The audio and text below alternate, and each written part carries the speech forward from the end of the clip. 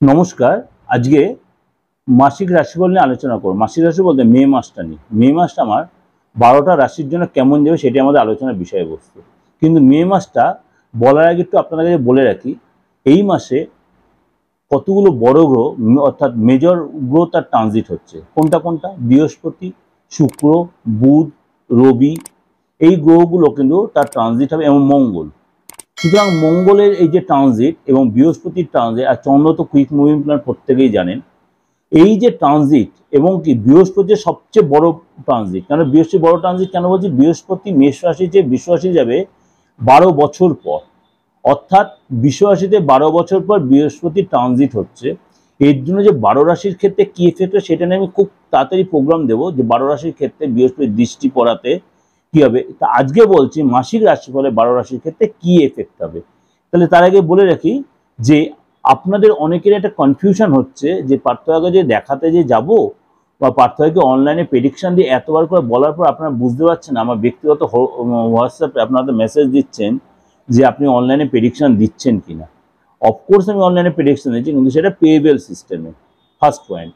Second point হচ্ছে যাদের date of birth নেই তারা কি করে, তারা অবশ্যই নির্দ্বিধায় নিঃসংকোচ চলে আসবেন, কেন আপনার নিজস্ব হাতটা রয়েছে, আপনার মুখটা রয়েছে, অর্থাৎ ফেস রিড করে পাম রিড করে যে প্রেডিকশনটা দেওয়া যায় সেটা কিন্তু হরোস্কোপের চেয়ে অনেক বেটার হয়। কেন? আপনার ইনস্ট্যান্ট বিচার, ইনস্ট্যান্ট আপনার মনের চিন্তা, আপনার সিচুয়েশন বা আপনার যে ঝড় বা আপনার যে ভালো সময়টা সেটা হাত বা আপনার মুখে সেটা প্রকাশ পাবে। আর ডেট অফ বার্থ যাদের আছে তাদের তো অবশ্যই সবকটা কম্বাইন করে বলে দেওয়া যায়। আর আরেকটা সিস্টেম আছে হোরা সিস্টেমটা, এটা কম বেশি যারা আমাদের পুরনো অ্যাস্ট্রোলজার পুরনো অভিজ্ঞ আছে তারা কিন্তু এটা জানে, হোরারি সিস্টেমে। এছাড়াও আছে নারী অ্যাস্ট্রোলজি, নদী অ্যাস্ট্রোলজি, অনেক কিছু আছে, সেগুলো মিডিয়াতে বসে ডিসকাশন করার দরকার নেই। কিন্তু আপনারা যদি মনে করেন আপনার ডেট অফ বার্থ নেই, অবশ্যই নির্দ্বিধায় নিঃসংকোচে আসতে পারেন। আর অনলাইন বা অফলাইন, অনলাইনে আপনি যে কোনো জায়গায় যে কোনো লোক অনলাইনে আপনার প্রেডিকশন নিতে পারেন, আর অফলাইনে সব চেম্বার মোটামুটি। কিন্তু আমার নিজস্ব চেম্বার যেগুলো, মানে আমি বেশি যেগুলো যাতায়াত করি তার মধ্যে মেন চেম্বার হচ্ছে আমার সিতিমোড়ের চেম্বার, আমার আসানসোলের চেম্বার, আমার বর্ধমানের চেম্বার, কৃষ্ণনগরের চেম্বার, মেদিনীপুরের চেম্বার। এই চেম্বারগুলো মোটামুটি আমাকে নিয়মিতভাবে পাবেন। আর যে চেম্বারগুলো ওগুলো মাসে একবার করে হয়। কালীঘাটের চেম্বার এটাও আমি নিয়মিত যাই। এছাড়া যে আরামবাগের চেম্বার, চুঁচুড়ার চেম্বার, বহরমপুরের চেম্বার, বাঁকুড়ার চেম্বার, এগুলো মাসে একবার করে হয়। এবার কথা হচ্ছে আপনারা যাদের একটু এমার্জেন্সি থাকে তারা যে চেম্বারগুলো আমার নর্মালি পাবেন আমাকে, সেগুলোকে আপনারা বুকিং নাম্বারে সবিস্তারে জেনে। এগুলো কেন বললাম পার্থ, আপনি বলেন পার্থ এই কথাগুলো সব প্রোগ্রামে বলছে, কেন বলছি আপনারা অনেকেই হয়তো বুঝতে পারছেন, আমাকে ব্যক্তিগতভাবে জিজ্ঞেস করছেন স্যার আপনি কি দেখেন না, খালি কি আপনি ওই রাশিফলই দিয়ে দেন, আপনি কি প্রেডিকশন দেন না। আমি এই কনফিউশনটা কাটানোর জন্য, বা অনেকে বলছে আমার হয়তো ব্যবসা হচ্ছে না, আপনাদের ছোট বড় সকলের আশীর্বাদে আমার কিন্তু প্রত্যেকদিন চেম্বারে ক্লায়েন্ট থাকে।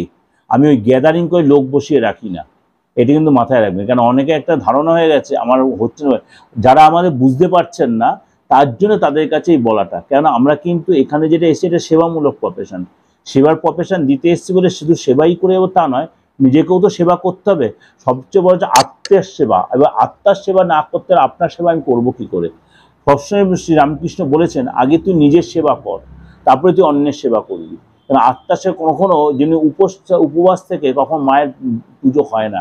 এটা কিন্তু আপনি কতটা জানেন না জানেন, এটা কিন্তু আমি সব ধর্ম নির্বিশেষে সবার জন্য বলছি। এবং কি একটা কথাই বারবার বলছি, আমার কাছে সব ধর্মের লোকেরাই আসছেন, যেমনি আপনারাও আসতে পারবেন, এইটাও আপনাদের কাছে কোনো কনফিউশন থাকার দরকার নেই। যে এবার কিন্তু আমি আলোচনায় চলে আসি। প্রথম পয়েন্ট চলে আসি আপনার যে চন্দ্রের যে 1 তারিখ অনুযায়ী চন্দ্র কোন জায়গাটায় বসে থাকবে। চন্দ্র থাকবে মকর রাশিতে। চন্দ্র যখন মকর রাশিতে থাকবে এরপরে চলে বুধ। বুধ কিন্তু এই মুহূর্তে মীন রাশিতে বসে আছে 10 তারিখ, অর্থাৎ 10ই মে শুক্রবার 7টা 3 PM মানে অর্থাৎ সন্ধ্যে 7টার সময় মীন রাশি ছেড়ে মেষে যাবে। তারপর আবার 31 তারিখে কিন্তু আবার মেষ রাশি ছেড়ে বৃষ রাশিতে যাবে। মীন রাশি ছেড়ে মেষ রাশিতে যাবে কবে? 10 তারিখে। আবার একই ইয়েতে একদম শেষ দিনে অর্থাৎ 31 তারিখে মে মাসের, তখন যাবে মেষ রাশি যে বৃষ রাশি। এটা হচ্ছে বুধের হয়ে গেল। এবার চলে যায় সূর্য। সূর্য কি 14/5 এই মুহূর্তে বসে আছে আপনার মেষ রাশিতে, ও একদম উচ্চ হয়ে 14 তারিখ অর্থাৎ মঙ্গলবার 6টা 4 অর্থাৎ বিকেল 6টা 4 যাবে মেষ রাশি ছেড়ে বৃষ রাশিতে। তখন কিন্তু আবার আমাদের বৃহস্পতি কিন্তু অস্ত যাবে। কেন? কোনো সূর্যের সামনে কোনো গ্রহ যখন চলে আসে তখন সেই গ্রহটা অস্ত চলে যায়। এটা কম বেশি আপনাদের কাছে একটু, যারা প্রথম অ্যাস্ট্রোলজি শিখছেন তাদের কাছে একটু বলে রাখলাম, ঠিক আছে। এরপর বৃহস্পতি সবচেয়ে মেজর যে গ্রহ ট্রানজিট, বৃহস্পতি 12 বছর পর অর্থাৎ 1 তারিখে যাচ্ছে, একদম মাসের শুরুতেই বুধবার 1:50 অর্থাৎ দুপুর 1:50-এ মেষ রাশি ছেড়ে বৃষ রাশিতে। এই বৃষ রাশিতেই কিন্তু আগামী 1 বছর কিন্তু বৃহস্পতি থেকে যাবে, কিন্তু বৃষ রাশিতে যাওয়ার সঙ্গে সঙ্গে 7 তারিখেই কিন্তু আবার আপনার বৃষ রাশিতেই বৃহস্পতি দেব অর্থাৎ গুরুদেব অস্ত যাবে। কতদিন থাকবে? আগামী 30 দিন বৃহস্পতি কিন্তু অস্ত যাবে। এইটা নিয়েও কিন্তু আমি প্রোগ্রাম দেব, সেটা আপনি আরো ডিটেলে জানতে পারবেন। এরপর চলে শুক্র। শুক্র কিন্তু বসে আছে 25/4, অর্থাৎ 25/4 যে শুক্র আপনার মীন রাশি ছেড়ে মেষ রাশিতে যাবে। ভালো করে বুঝবেন, মীন রাশি ছেড়ে মেষ রাশিতে যাবে এবং 19/5 যাবে, অর্থাৎ রবিবার 8:51 মতো সকালবেলা মেষ রাশিতে বৃষ রাশিতে আসবে। অর্থাৎ এই যে শুক্রের ট্রানজিট, শুক্র আর বুধ হচ্ছে খুব অল্প দিনের মধ্যেই কিন্তু ট্রানজিট হয়, এটা কিন্তু মাথায়। আর মঙ্গল হচ্ছে মানে 23 তারিখে, মঙ্গল 23 তারিখে কুম্ভ রাশি ছেড়ে মীন রাশিতে, মঙ্গল কুম্ভ রাশি ছেড়ে মীন রাশিতে রাহুর সাথে জুতি তৈরি হলো, তখন অঙ্গারক দোষ তৈরি হলো। অঙ্গারক দোষ তৈরি হলো মঙ্গল যখন রাহুর সাথে সংযুক্তি হলো তখন কিন্তু অঙ্গারক দোষ তৈরি হলো। এখানে আগামী 1 মাস কিন্তু এই মীন রাশিতেই থাকবে। কিছু কিছু রাশির জন্য এটা কিন্তু খুব নেগেটিভ ইম্প্যাক্ট তৈরি করে, এইটা নিয়েও আমি প্রোগ্রাম দেবো অঙ্গারক দোষের জন্য কোন কোন রাশির জন্য নেগেটিভ ইম্প্যাক্ট তৈরি হবে। কম বেশি সকলের ক্ষেত্রে কিন্তু এটা নেগেটিভ ইম্প্যাক্ট তৈরি হবে, এটা কিন্তু ওভারঅল একটা বিচার দিলাম। আর রাহু কেতু, যেটা রাহু তো মীন রাশিতে বসেই আছে আর কেতু বসে আছে আপনার কন্যা রাশিতে। এই হলো আপনাদের গ্রহ রাশির বিচার। এরপর বলো 12 রাশির ক্ষেত্রে এর এফেক্টটা কি হয়। মেষ রাশি, মেষ রাশি কিন্তু এই মাসটা কিন্তু মে মাসটা খুব ইম্পর্টেন্ট মাস আপনাদের জন্য, কেন? বৃহস্পতির রাশি পরিবর্তন মেষ রাশির জন্য কিন্তু অভূতপূর্ব একটা সুযোগ নিয়ে আসছে। কেন? আপনার সেকেন্ড হাউসে এই বৃহস্পতি কিন্তু তার রাশি পরিবর্তন করছে। এটা নিয়ে আমি অলরেডি প্রোগ্রাম দেব বৃহস্পতি ট্রানজিট 12 রাশির ক্ষেত্রে, সুতরাং এটা আমি যেহেতু একটা ওভারঅল আলোচনা করছি। দ্বিতীয় হাউসে বৃহস্পতি গোচর, সেটা কিন্তু আপনার ধন বৃদ্ধি হবে, কিন্তু শরীর স্বাস্থ্য নিয়ে আপনার একটু ডিস্টার্ব হবে, বিশেষ করে টেনশন কিন্তু বাড়বে, ভীষণ খিটখিটে মেজাজ হবে, হওয়া কাজ যখন একটু আটকে যাবে তখন কিন্তু আপনি চাপে হতে পারে, একটু আপনি যদি চাকরি করে পদ প্রতিষ্ঠা বৃদ্ধি পাবে, কাজের জায়গায় যথেষ্ট ডেভেলপ হবে, আপনি শিক্ষা ব্যবসা এগুলো যথেষ্ট ডেভেলপ হবে। কিন্তু আপনার যে সুগার বা কোলেস্টেরল বা প্রেশার থাকে তাহলে কিন্তু একটু আপনাকে অবশ্যই কন্ট্রোলে থাকতে হবে। চলে আসে আর্থিক জায়গাটা, কেন? আপনার ধনভাবে অর্থাৎ সেকেন্ড হাউসটাই কিন্তু আপনার ধনভাব এবং সাংসারিক জায়গাটা কিছুটা দেখায়। এইখানে বৃহস্পতি যখন এসে বসছে হঠাৎ কোনো আপনার আর্থিক লাভ, হঠাৎ কোনো বড় ধনলাভ হবে কিন্তু, অর্থাৎ 7 তারিখ পর্যন্ত, 7 তারিখের পরে বৃহস্পতি কিন্তু অস্ত যাবে, তারপর কিন্তু আপনার শরীরের উপর একটু নেগেটিভ ইম্প্যাক্ট তৈরি হয়, তার জন্য কিন্তু আর্থিক জায়গাটা কিন্তু একটু চাপ হতে পারে। বড় কোনো প্রজেক্ট, বড় কোনো ধান্দা এই সময় হতে পারে, এই সময় কিন্তু আপনার বড় লোকের সাথে যোগাযোগ হতে পারে। আপনার জন্য এটা কিন্তু গোল্ডেন পিরিয়ড। 1 তারিখ থেকে 7 তারিখ হচ্ছে আপনার জীবনে গোল্ডেন পিরিয়ড হতে পারে মেষ রাশির জন্য। বি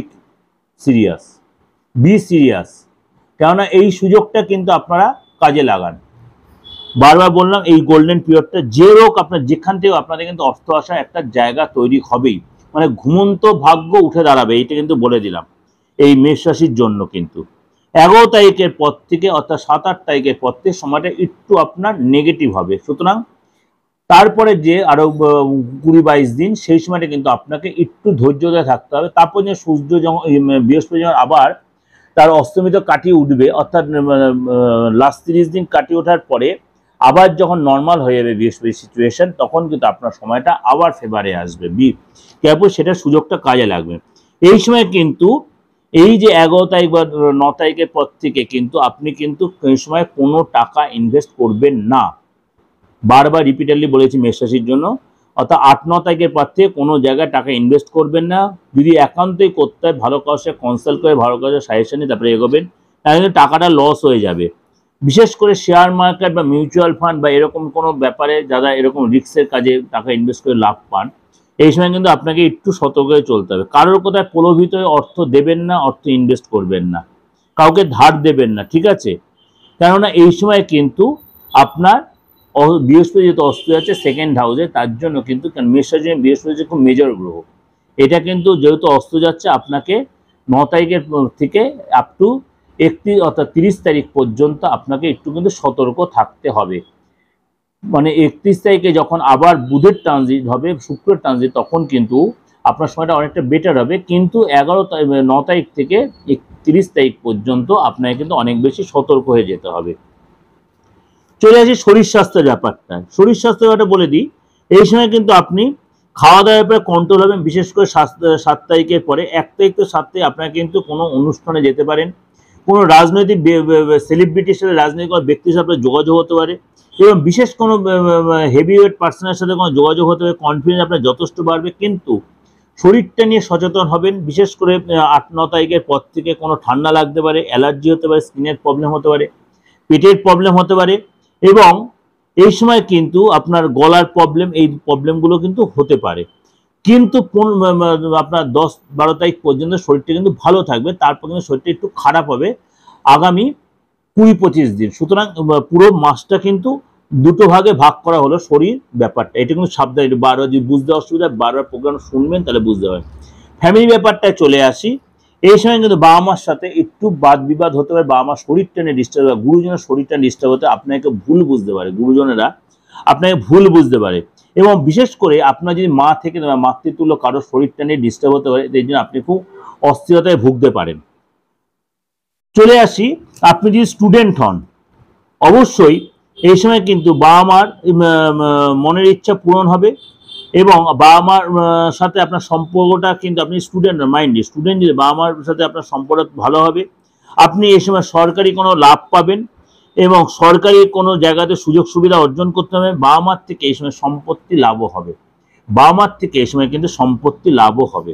মেষ রাশি, যদি আপনি চাকরি করে থাকেন, অবশ্যই এই সময় কিন্তু আপনি 10 তারিখ পর্যন্ত কাজের যারা সাকসেস পাবেন, নতুন কোনো আপনার দ্বারা কোনো অর্ডার পেতে পারেন, অর্থাৎ কাজে আপনার একটা গুরুত্ব, কিন্তু সেটা 10 তারিখ পর্যন্ত। এই সময় কিন্তু আপনাকে মাথা ঠান্ডা করে রাখতে হবে। কিন্তু 11 তারিখের পর থেকে বুধ যখন মেশে যাবে তখন কিন্তু আপনার কাজে যা সফলতা বাড়বে। বেশি তাড়াহুড়া করে কোনো ডিসিশন নেবেন না, একসাথে একাধিক কাজে কোনো ইনভলভমেন্ট দেখাবেন না, ইনভেস্ট করবেন না। আপনার যদি মনে করুন কোনো কাউকে কিছু খাওয়ানোর ব্যাপার আছে, কোনো কলিগদের সাথে কোথাও ঘুরতে যাওয়ার ব্যাপার আছে, এই সময়টা একটু অ্যাভয়েড করবেন। যারা চাকরি করছেন, চাকরিজীবীরা, আপনি যদি ব্যবসা করে থাকেন, এই সময় কিন্তু 15 তারিখ পর্যন্ত আপনাকে খুব বুঝে শুনে খরচ করতে হবে। এই সময় কিন্তু আননেসেসারি আপনার খরচ হতে পারে, বিশেষ করে টেনশন বাড়বে, এবং আপনার স্টাফদের সাথে আপনার একটু বাদানুবাদ জড়িয়ে পড়তে পারেন, কোনো ডিল ক্যান্সেল হয়ে যেতে পারে, এবং এইটা নিয়ে আপনি খুব চাপে থাকতে পারেন। 16 তারিখের পর থেকে কিন্তু আস্তে আস্তে কিন্তু আপনার সময়টা ফেভারে আসবে, অর্থাৎ টেনশনটা কমবে এবং কাজের গতি বাড়বে, নতুন নতুন চুক্তি হতে হবে, যেসব কাস্টমার বা যেসব অর্ডার ক্যান্সেল হয়ে গেছিলো সেগুলো আবার নতুন করে ফিরে আসবে। মেষ রাশি লোকে যারা প্রেম করছেন, তাদের কিন্তু এই সময় আপনার পার্টনার কিন্তু তার বাবা মার থেকে কোনো গিফট পেতে পারে, এবং পার্টনারের সাথে আপনি কোথাও ঘুরতে যেতে পারেন। কোনো কারণে আপনার এই সময় কিন্তু মানে আপনি দুজনে একসাথে কোনো একান্তে সময় কাটাতে পারেন। যদি আপনি বিবাহিত হন, মেষ রাশির লোক যদি আপনি বিবাহিত হন, আপনি পার্টনারের সাথে কোথাও ঘুরতে যেতে পারেন, তীর্থযাত্রা করতে পারেন, কোথাও একসাথে কেনাকাটি করতে যেতে পারেন, কিন্তু আপনি মাথাটাকে কন্ট্রোল রাখবেন, এবং আপনি এই সময় কোনো পার্টনারের কাছ থেকে কোনো গুড নিউজ পেতে পারেন। আপনি যদি বিবাহিত হন, তাহলে আপনার সন্তান নিশ্চয় থাকার কথা, সেই হিসেবে বলি, সন্তান যদি থেকে থাকে, অবশ্যই সন্তানকে কিছু আপনি এই সময় গিফট দিতে পারেন, বা সন্তান কারোর কাছ থেকে গিফট পেতে পারে। আপনি কিছু গিফট দিতে পারেন, আপনি দিতে পারেন, বা আপনি আপনার সন্তান কারোকে গিফট পেতে পারে। সন্তানের দ্বারা আপনি যথেষ্ট গর্বিত হবেন। এই সময় কিন্তু সন্তান পড়াশোনায় যথেষ্ট ডেভেলপ হবে, আপনার কথা শুনবে, কিন্তু সন্তানের শরীরটা নিয়ে একটু ডিস্টার্ব হবে। বিশেষ করে ইএনটির কোনো প্রবলেম হতে পারে, ঠান্ডা লাগার ধাঁচ হতে পারে, স্কিনের কোনো প্রবলেম হতে পারে, অ্যালার্জি হতে পারে, এবং আপনার সন্তান যদি বড় হয়, যদি চাকরি বাকরি করে থাকে, অবশ্যই সেই সংক্রান্ত কোনো গুড নিউজ পেতে হবে, এবং সন্তান কোনো বড় চাকরি বা কাজের জায়গায় যথেষ্ট ডেভেলপ হতে হবে, অর্থাৎ পথ প্রমোশন হতে পারে। সন্তানের মধ্যে ঘুরতে যেতে, বন্ধু বান্ধবের সাথে কোথাও ঘুরতে বা কলিগদের সাথে ঘুরতে বন্ধু যেতে পারে। ওভারঅল আশা করি আমি অনেকটাই বলার চেষ্টা করলাম, মানে স্বাস্থ্যতে আমরা সব কিছু বললাম। ওভারঅল অনেকটা আপনাদের ভালোও লাগবে। এটা কোনো ব্যক্তিগত হরস্কোপ না, অলরেডি আপনাদের বুঝেই গেছেন সেটা, এতদিন আমার প্রোগ্রাম শুনে শুনে। ভালো লাগলে অবশ্যই লাইক করবেন, সাবস্ক্রাইব, নোটিফিকেশনটা অন করে যতভাবে লোকেকে শেয়ার করবেন। আর যদি মনে আমার সাথে যোগাযোগ করেন অবশ্যই বুকিং ফোন করে নেবেন, অনলাইনে মনে, আর অফলাইনে হচ্ছে চেম্বারের জন্য, অনলাইন হচ্ছে অল ওভার ইন্ডিয়া, যেখানে অল ওভার ইন্ডিয়া যেখানে যেরকমভাবে যোগাযোগ করতে যাদের ডেট অফ বার্থ থাকুক আর নাই থাকুক প্রত্যেকে যোগাযোগ করতে পারেন। আর সেটা আপনি বুকিংয়ের যে ফোন করে ইন ডিটেল পুরোটাই জানতে হবে। আর যেহেতু নমস্কার, আর বুকিং অর্ডার দেওয়াই রয়েছে। সবাই ভালো থাকবেন। আমার সমস্ত রকম বার্ষিক রাশিফল, দৈনিক রাশিফল, সাপ্তাহিক রাশিফল সবই দেওয়া হচ্ছে। এবং বার্ষিক রাশিফল দু রকম রয়েছে, 2024 এবং 1431, অর্থাৎ ইংরেজি বার্ষিক রাশিফল আর বাংলা বার্ষিক রাশিফল। আর সমস্ত ট্রানজিটগুলো রয়েছে। আমি খুব তাড়াতাড়ি একটা নতুন চ্যানেল লঞ্চ করেছি, সেটাও আমি খুব তাড়াতাড়ি আপনাদের বলে দেবো। সেটাও আপনি সেখানে অনেক রকম প্রোগ্রাম দেখতে পারেন। নমস্কার, সবাই ভালো থাকুন।